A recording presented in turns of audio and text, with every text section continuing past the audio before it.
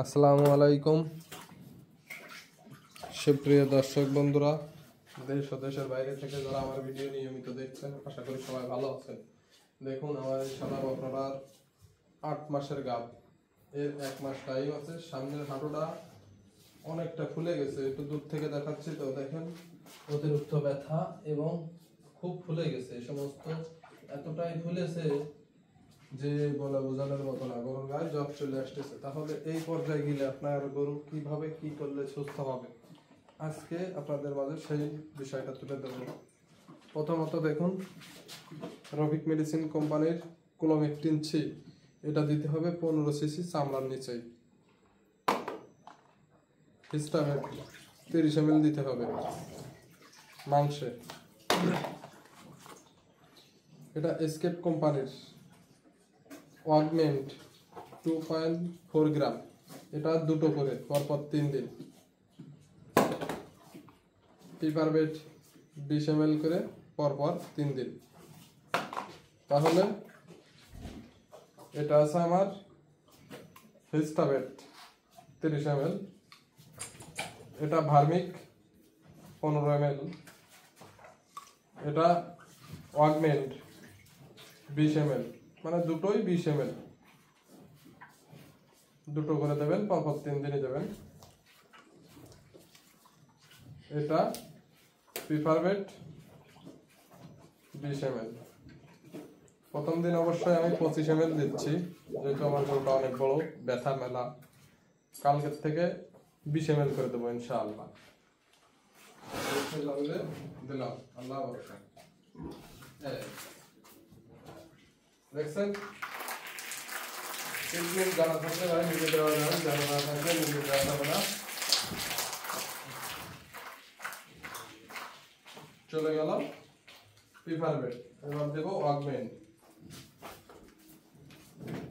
অগমেন্টটা beef মাংস দেব। আর injection দিলে গরু অতিরিক্ত দুর্বল হয়ে যায়, খাওয়ার চাহিদা একদম কমে যায়। সেই ক্ষেত্রে প্রোবায়োটিক প্রিবায়োটিক অবশ্যই আপনাকে দিতে হবে, অবশ্যই দিতে হবে। এবার দেব ক্লোমেকটিন সি চামড়ার নিচে, এখানে দেব। আর সবসময় ক্লোমেকটিন সিটা এমন জায়গায় দেওয়ার চেষ্টা করবেন, এই যে অ্যালবোর মাঝামাঝি। এটা সবসময় ফেলার কারণে ওষুধটা দ্রুত পাস হবে। চামড়াটা এখন টাইমে ধরে এই দেখছেন, কোনো রকম খাপিং ছিল তো সুই ঢুকায়, মানে বুঝবেন চামড়ার নিচেই সুই দিছে, ব্যাস। ওষুধটা ওখানে পুশ করে দেবেন। আর এই ক্লোমেকটিন সিটা দিলে গরু অতিরিক্ত জলে একটু দাঁড়াদাঁড়ি করে, দেওয়ার পরে এইভাবে আমি যেভাবে টানিয়ে দিচ্ছি, হাতটা এরকম ধরে ছকের মতো ফেনা তোলে, ঠিক আর ফেনা যদি পা দিয়ে না খাবারে, এই চলে গেল। এবার থাকতেছে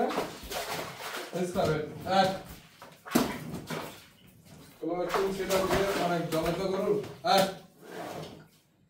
এই হিস্টাবেটটা দিয়ে দিলাম।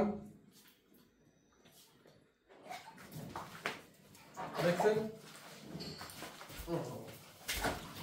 এবার গরুর বান্দলটা খুলে দেবো দ্রুত কাজে।